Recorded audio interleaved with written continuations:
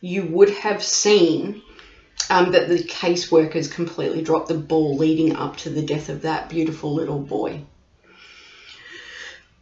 Absolutely heartbreaking. So, 4 social workers in the Fernandez case was Kevin Baum, Greg Merritt, Stephanie Rodriguez, and Patricia Clement. They, as workers, were charged with child endangerment, which resulted in death and falsification of public documents. Now, the court had to decide if what they had done was a mistake or if it had crossed the line and committed gross negligence and recklessness. In my opinion, absolutely they did. But the district attorney claimed Gabriel's death was foreseeable, and therefore the social workers should have been held responsible for their actions. Absolutely. If you haven't seen it, I urge you to go to Netflix and watch the trials of Gabriel Fernandez. I've watched it a few times now just out of sheer shock. I think I watched it, not regularly, but I have watched it, as I said, many times, because I cannot understand how nothing was done. How horrible it all was. There was injuries on this child on a daily basis, and the teacher tried, usually, I don't know if it's the case over there, but in Australia, if a teacher or a doctor or a nurse calls social services, it is immediately investigated, and they do crack down really hard. I've seen this in cases regarding to people that I know. If it's taken in, especially by a doctor, it's treated as a major case. But I don't know if that's just Australia. And I also realise that there are not enough social workers to do the jobs properly. But when there is a kid that's got constant injuries, there's no excuse of dropping the ball. Absolutely none. But as I said, that's my opinion. Anyway, the defence lawyers for these social workers claimed that the social workers were used as scapegoats, and that they had done all they could within the roles of their jobs. Like I said, if you've seen it on Netflix, you'll know that that is a big load of crap. Anyway, Kevin Boom was a supervisor in the emergency response unit. The court was told that he had the file about Gabriel's case for around 3 months, and approved that there was a high risk level of neglect in his case. His defence then argued that he did what was his job. However, it was also argued that as Stephanie's boss, one of the other social workers that was supposed to be on this case, he was equally as responsible for any decisions such as not referring Gabriel for medical help, which also hadn't happened. Now, Greg Merritt, another one of these social workers, was a supervising officer in that case at the same social work department. He had 24 years of experience working with children. And in an interview for that documentary, he said he was responsible for up to 280 children's cases at a time, and that it's impossible to keep up with. But it was his responsibility to oversee the work by Patricia Clement, which I have heard is an absolute not nice person, and not nice to deal with. He then said that the case left him devastated and was like nothing he had ever seen before. Agreed. He said that the social workers tried to do the best they could to manage their caseloads, and would never want a child to die, and that they never saw it coming, which is a load of crap. If you just Google this child's name, Gabriel Fernandez, you will see there are timelines from the photos along with timelines of injuries that were on and on again. And all this child wanted was his mother's love. That is all he ever wanted. But for that, he was locked in a cupboard for months upon months. So Stephanie Rodriguez, one of the social workers involved, was a new recruit. She was an emergency response worker who answered to a supervisor. So she wasn't. I'm guessing it's still under review for when you start with these agencies. But she would, as an emergency response worker, even though she was new, she would have been one of the first on the scene to evaluate his case. A colleague said it was a mistake to have someone so new in this role, which is true. It should have been someone experienced.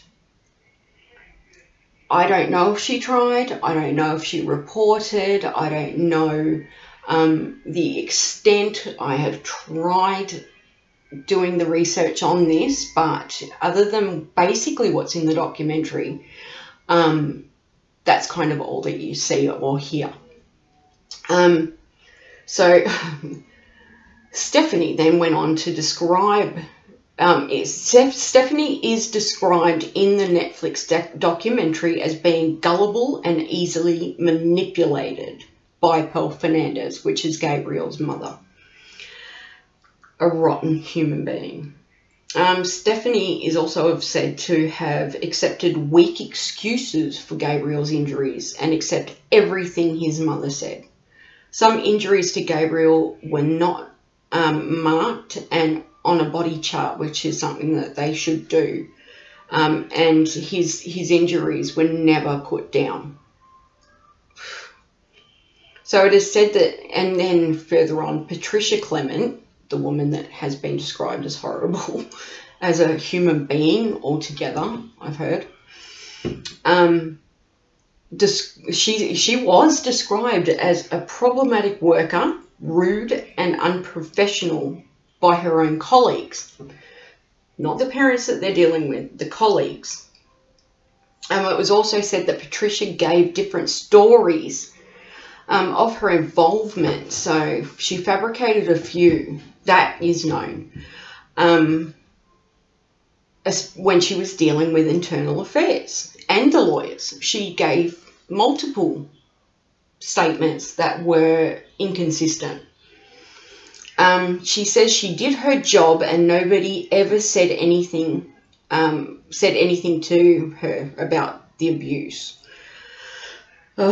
She also says she never firsthand saw evidence of abuse, which actually came out that there was evidence about from one time when Gabriel, it had been marked by his teacher that he had this fresh bruise on his face at this time, on this date.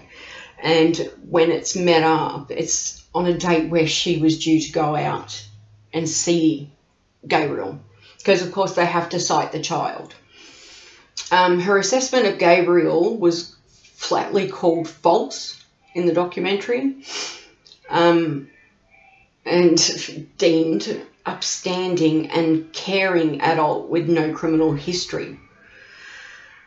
Apparently there was no red flags when this woman was involved. She said Gabriel's risk was reducing, not increasing, and wrote a report that there was no risk to his safety and recommended the case closed. I will put up photos of some of the things she saw and never reported, and it'll probably pop up while I'm talking now. But to go back and say that she never saw anything is the biggest load of rubbish, because this poor kid was, I'll have to cover the case one day. Anyway, in the hearing for these social workers, the judge said that the actions of these 4 social workers represented an improper regard for human life, and said that there was a failure at every level. So as a result, they were sent to trial, which I knew about this case before this, and I was ecstatic because I felt that finally, social work, because they were going to seek some sort of punishment for letting this go on. And in my heart, I was like, fantastic. If you go and punish these people that are dropping the ball, then others that are working in social services won't, because they will be scared of prosecution. So I was ecstatic. I was like, fantastic. Finally, when, maybe the reports of social workers dropped the ball, social workers didn't get involved and do anything because they thought there was no risk. I thought, fantastic, they're going to start digging deeper and deeper to help these children, unfortunately. But when sent to trial, they appealed the decision. So the case has never gone to trial. And they never faced a jury. So the appeal was put before a 3-justice panel who decided to dismiss the case. A 3-judge panel, and they dismissed it. I don't understand why. Why would you dismiss something like that when you can see that it might trigger something in other social workers to help these kids further than they could ever or would have ever done before? When there is a true threat to a person themselves, they're like, oh crap, I better do my job. And that's all there is. Yeah, so it wasn't unanimous. It was 2 out of the 3 lawyers that actually wanted to drop the case. So there was one decent judge on this bench. But there was no probable cause, even though there was the images, the time dates, the timestamps. Police, no matter what, police have this way of being able to dig into a photo and see exactly when it was taken, where it was taken, and go from there, which is in a case I saw the other day. They actually got this guy for fraud from a simple photo. So this could have been used, because the case that I saw actually was well before the Fernandez case. So this could have been utilised, but it wasn't. So it was, there was no probable cause connected to the child abuse or falsifying documents. In this day and age, it's not easy to get away with falsifying things because everything's computer written now. You can't falsify anything on a computer, no matter how much you try to destroy the damn thing. So the whole case is mind-boggling and frustrating to me. But for many years, children in the welfare system have been left behind, forgotten, and the caseworkers are never punished for dropping the ball. Never.